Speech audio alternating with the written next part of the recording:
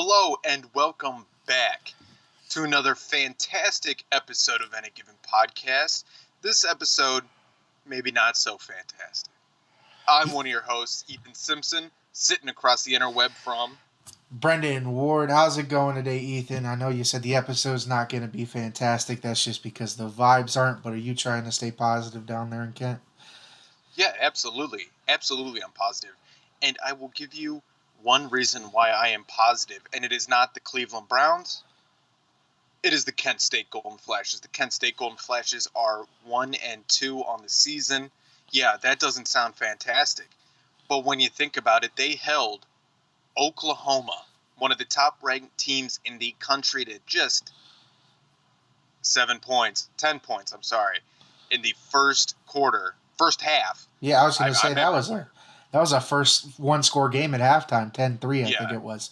Yeah, impressive showing there, defense showing up, especially when most people, when they think Kent State right now, are thinking about their offense.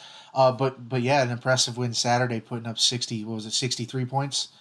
Long Island University. Yep. On Long Island University, a new FBS school, so it's not like they were just beating up on Little Brother. Long Island University is an FBS school, a Division I school, and a big win for them. A little tough sledding this weekend. We'll see how they stack up against number 1 Georgia this Saturday at noon. I'm excited for that one. But really, the reason you said the episode might not be fantastic, and it's really the basis of our entire little short special episode this week. The Cleveland Browns, like you said, trying to stay positive despite them, end up losing 31-30 on Sunday to the New York Jets. A game that you would probably expect the Browns to just win, especially if we're saying that Zach Wilson didn't play. Joe Flacco was the starting quarterback, and I know the Browns have their own backup quarterback situation in right now, but overall the Browns roster is a Super Bowl contender with an average quarterback. The New York Jets are a number 1 pick contender with their rookie, with their guy that they think is their franchise quarterback in Zach Wilson. But that's just not it, because teams any given Sunday, right? That's any given Sunday, any team can win in the NFL. That's just how it works. So that's not the issue. The issue is you're up 13 with 1:31, 33. I've seen a couple different screenshots. Let's say a minute and a half. 13-point lead. That's, for those of you that don't want to do the math on how many touchdowns that is, that's 2 scores. 2 extra points wins you the game. You miss one, it ties. Unfortunately, Cade York might have just went too quickly on that extra point there at the end. A collapse unlike anything we have ever seen before, and that's saying something as Browns fans, me and you. So I really just want to get your take on not only what happened, because that's bad enough in itself, but the reaction to what happened. Maybe some of the, like, who's been taking the blame that shouldn't, or where should the blame be placed? Just what happened in that minute, because it was only a minute, because the Browns had 20-some seconds at the end there to try to get back in. So in that minute stretch of time, of game time, where they surrendered 14 points to a not very good football team and just collapsed. So I'm just going to give the floor to you and let you kind of take it from there, and I'll bounce off you as we see fit. Cleveland Browns are in the red zone, right? The time is coming down. Easy peasy. Hand the ball up to Nick Chubb. He runs right into the end zone. Perfect. Did his job. Nothing. He didn't do anything he was not supposed to do, right? That's what the man is paid for, is to take the pigskin into the end zone. So you're up 2 scores, right? After the 2-minute warning, too. So yes, after the 2-minute warning, and you're up 2 scores, right? This isn't a close game. You're up 2 scores. So there's no need for him to take a knee. Yeah. We'll get into that here in a second, right? Gotcha. So he gets up there. He runs through there. Cade York comes out. Everybody's expecting him to hit it because, of course, he's automatic. Because what would it be without Cleveland sports fans, without thinking that they have the greatest ever Yeah. And they've caught lightning in a bottle. So they expect it to happen. He misses it. You know what? Whatever. We're still up 2, right? Yeah, really, really extra point at that point in time when we're watching the game. Really a mute point, right? Like, Yeah, okay, he missed it. That sucks. He's young, but didn't think it would have any effect on the game. absolutely. So we're not sweating that, right? Yeah, Now,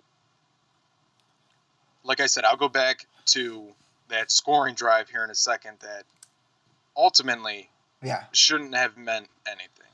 yes, So here they come back. The New York Jets get the ball. They're placed at shit. Where were they? Where was their placing at again? it was about the 25. About the 25. Okay. Yeah, well, they took the touchback, so it was the 25. Okay. Yeah. I was Yeah. trying to remember. I He, almost skewed that up. us Browns fans have tried to just block it from our memory, so I I honestly have because I'm on to Pittsburgh you have to be. and I haven't watched any recap or highlights from this No, game. I've Mind you, I've ignored all. taken myself completely away from football, really, aside from watching the Cowboys beat the Bengals after the game. So here we go. 25. The Jets are started out, and mind you, excuse me, mind you, we have, according to Cleveland Browns fans, the best cornerback in the NFL in Denzel Ward. Yeah, And without a doubt, they say. yeah, without a doubt, the best. Right? The secondary is great. No problems there, right? Why would we need to change anything? Because of course, in Cleveland Browns and Cleveland sports fans' mind, one player is a team. That's how these guys were raised, right? With LeBron James Yeah. and wine and gold. So one player, hey, why build a team when you have one player? So here we go. Jets are coming down, dropping back. Joe Flacco looks to his right. I mean, between Grant Delpit and Denzel Ward, no communication there. They kind of just stopped and looked at each other. Flacco has time to throw an absolute bomb Yeah. down the field, making those two, not just those. Let me take that back because Delpit got on his man after that little bit of confusion. Yeah. It looked like Denzel Ward just stopped running, like Well, he was put into a whirlpool and just quit. It didn't know where he was. It looked like he did the dizzy bat spins at a minor league baseball game. I mean, Davis was standing there like Jabril Peppers in a Greg Williams defense. Like he was that far away from any other Browns player. It was just for Denzel, like he didn't take like accountability for it. The only person this week that's taken accountability for that lapse coverage is JOK, and you can't tell me a linebacker was really in charge of wide receiver number 1 on that team. Yeah, I mean that's ridiculous. People are taking blame for that game that shouldn't be, which is wild.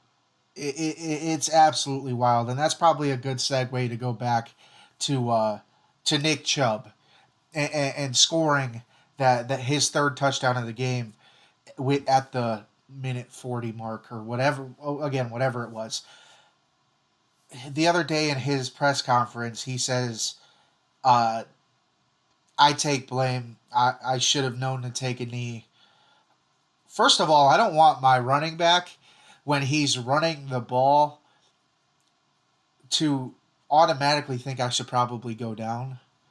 No matter what time of the game it is. I get it, situational awareness, and things like that are something that needs to be had for quarterbacks and coaches and people who are in charge of time management. You hand a running back the ball, especially one like Nick Chubb, and just let him run wild. And it works wildly successful. The Browns are the number 2 rushing league in the NFL. It works. So when Nick Chubb runs it in and gives you a 2-score lead, why in the hell is his name even thought of in in these people's sick little brains that he might have been the issue? Why? It makes zero sense because he's the best player on the goddamn field for you the other day. Because here's the problem with Cleveland sports fans. They expect their superstars, and I'll say it, Nick Chubb is a superstar. There's no denying that. 100%. They expect these superstars to know and do everything perfectly, and which Nick Chubb did, by the way. He did exactly what he was supposed to do perfectly and go up 2 scores. Yeah. But these guys watch their horrendous secondary, overpaid, overrated secondary get blown out of the water like putting an M80 in a barrel with some guppies in it. Yeah. These guys looked like garbage. But yeah, it's Nick Chubb's fault for not taking a knee at the 1-yard line, which is absolutely ridiculous to say. And you gotta be some sort of fucking idiot to think that. And I don't care. I have told people that I know, personal people that I know, look, I know them personally. I told them to their face, I said, you gotta be an idiot to think it was his fault for stopping, or for not stopping, for scoring a touchdown. Nobody's thinking of clock management like that when you're up 2 with a minute 50 to go. Minute 40, however much was on the clock. There was not enough time on the clock for the New York Jets to score 2 points. Nowhere even close. And if you want to place... Sorry, go on. No, you go ahead, because you still got more on this. I was going to start moving it ahead. So continue. That is some Madden ideology right there. And I'm not talking about the coach, John Madden. I'm talking about EA Sports. It's in the game Madden ideology. Yeah. That, we can't leave a minute 40 left because they're going to bomb it down the field. Then they're going to get the onside kick. And then they're going to come back and score it. And then Jacoby Brissett's going to throw a pick. That's not real life thinking right there. That's not real life. Not at all. And I want to touch the pick for a second now that you mentioned it. Why is that now a point of blame as well? I get it, not how you want a game to end. It kind of sucks. Throwing an interception at any time sucks. Not how you want to get a game to end. But you already know who Jacoby Brissett is. He is not a down the field thrower. He's going to dink and dunk. He's going to get you. He's going to run you an inefficient offense. And the strength of your team is your rushing attack. That's the end all be all. That's your identity. I don't know why we try to say we're not. So he's got 22 seconds left, and he's trying everything he can to do his best to get you down the field for, let's say, a 60-yard bomb again by Cade York. So maybe we win on a prayer again in week 2. But people decided to blame Jacoby at that point for throwing the interception. He shouldn't have been in the situation in the first place. He shouldn't have even... When he got the ball back with 22 seconds left, Jacoby Brissett should have been taking knees. Not trying to throw 25-yard passes. I'm going to say this probably a million times in the short amount of time we're doing this. Because this is what I've thought. This is the thing that's been going on in my head 24/7, ringing through it. Just like in that South Park. Simpsons did it. Secondary did it. Secondary is the reason why we goddamn lost. Jacoby Brissett should have never been put into that situation. Nick Chubb should have never been put into that situation. That field goal, or that extra point, should have not been a factor in this game. Okay? It's not Jacoby Brissett's fault. Jacoby Brissett has come out and done every single thing he has been asked to do. He has put this team into spots where they have won. Was the first game pretty against the Panthers? Absolutely not. You know why it wasn't pretty? Why it came down to a field goal? Because the goddamn secondary shit the bed and let Baker Mayfield throw the ball right down their goddamn throats. That's why. Not Jacoby Brissett's fault. Not Jacoby Brissett's fault at all. Not Nick Chubb's fault. And you know what? Not even Cade York's fault. I'll say it right now. Not even Cade York's Yeah, fault. So no, I get don't off want. that kid's ass. Yeah, not at all. So I'll put it into kind of perspective real quick. Why? And I'm going to use the word "my," and Daryl Ryder is going to hate me for it. Why is anybody on my Cleveland Browns 28 point per game offense apologizing for losing 2 games, for losing a game, especially when they had a 2-score lead at some point? Like you said, let's talk a secondary that hasn't showed up and lets Joe Flacco throw for 307 yards and 4 touchdowns, no picks. Let's, like you said, Baker Mayfield go nuts in the second half after he couldn't do anything in the first half in week 1. Let's talk about Myles Garrett, who played well week 1 but only had 1 tackle in week 2. Let's talk about, I don't know, play calling, where Kareem Hunt is majorly your number 1 receiving back, and he's got 1 catch, and Nick Chubb has way more yards than him in the passing game. If we want to blame anything on the offense, but I really don't want to, because whatever, it worked out just fine. You've got, and I like Baker, so I'm not going to call him a crap quarterback, but Joe Flacco, he's done. He's been done for a couple years now. Why is he throwing for 307 and 4 touchdowns? This, I don't know if it's miscommunication. I don't know if it's lapses in coverage. I don't know if it's the wrong plays being called. I don't know what it is, but all I know is it needs to be fixed, because the Pittsburgh Steelers are in town, and anything but kicking their ass tonight, it isn't going to suffice. And that's just the way it goes, because heads will probably roll if they lose to the Pittsburgh Steelers, which is a very bad team. It took an overtime, a couple missed kicks, and 4 Joe Burrow interceptions to beat the Bengals in week 1.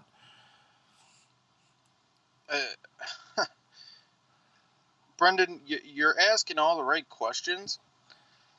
And a lot of Browns fans think they have the answer, right? They think they have the answer on with the Jets game. Their answer was, well, Nick Chubb, well, Cade York.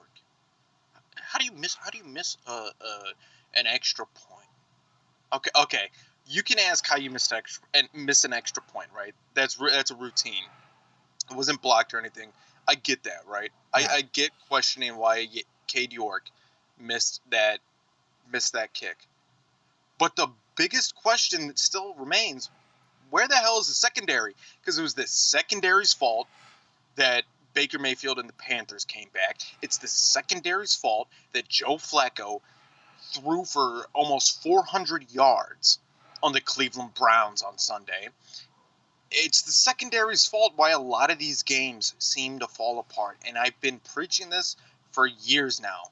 The Cleveland Browns cannot get their secondary in order. They get these guys, right? They get these flashes, not actual flashes, not Kent State flashes. You know what I mean, though. They got these guys that have flashes of greatness, right?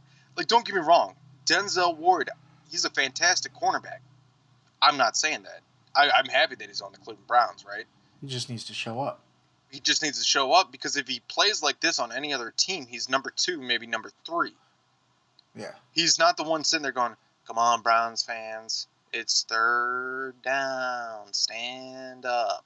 Which is horrid, by the way.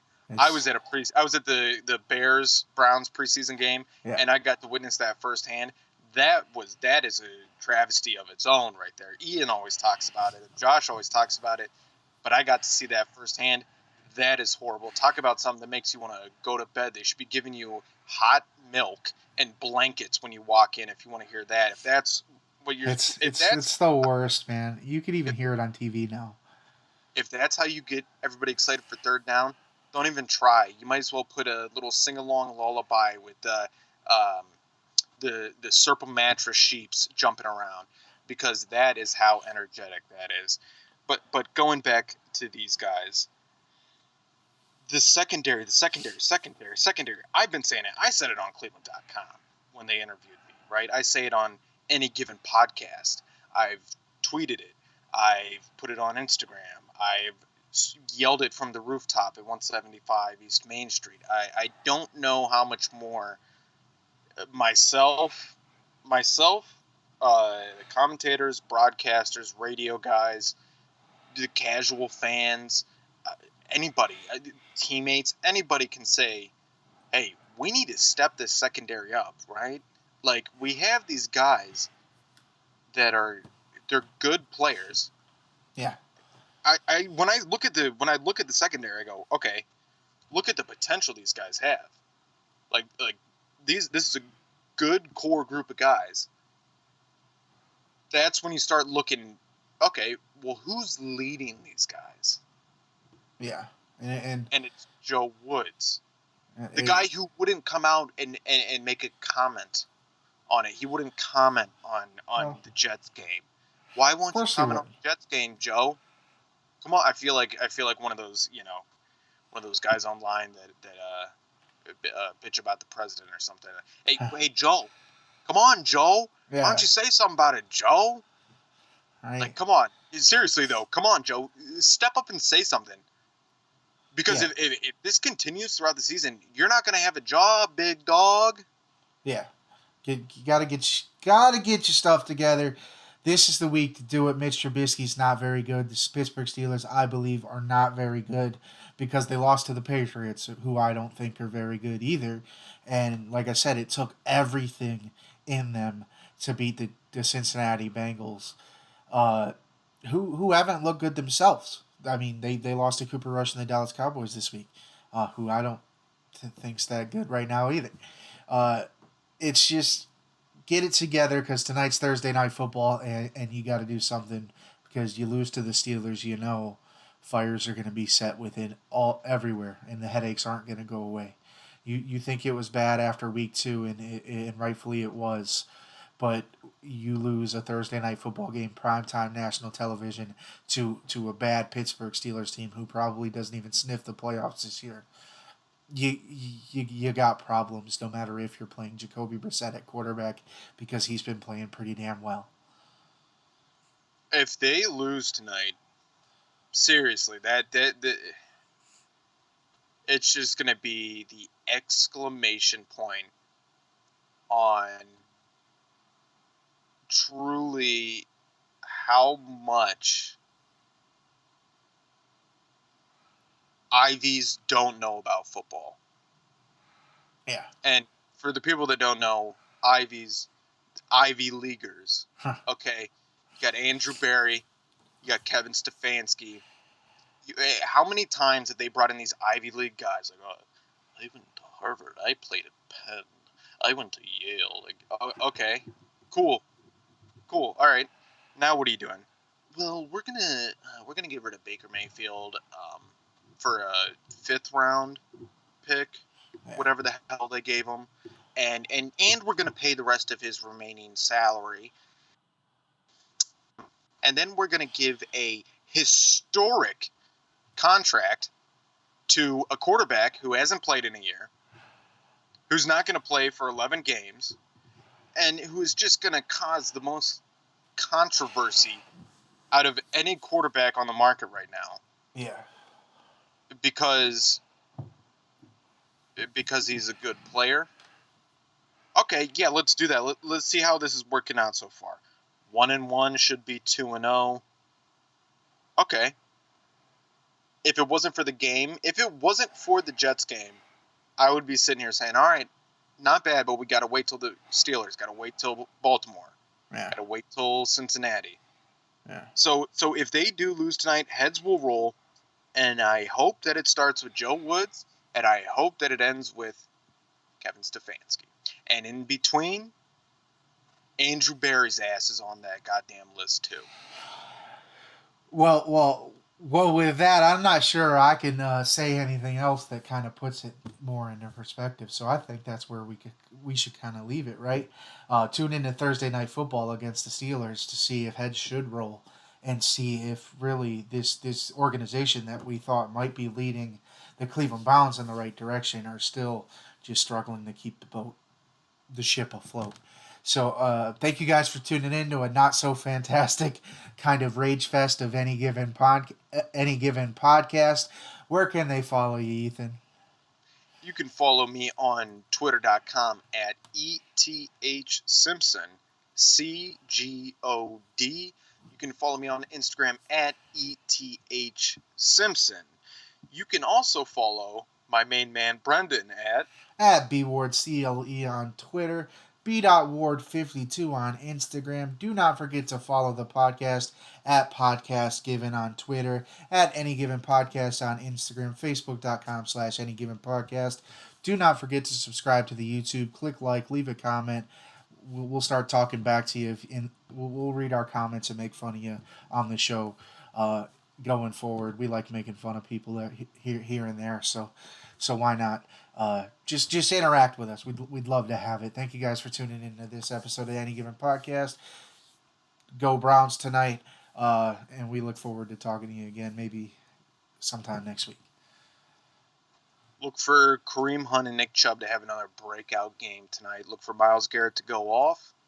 And you know what? Joel Bitonio said it right in his comments this week when he said the fans had a right to boo because they spent their hard-earned money to come here on Sundays, Mondays, and Thursdays and watch us. And he said we, but they let us down. God bless. Stay blessed.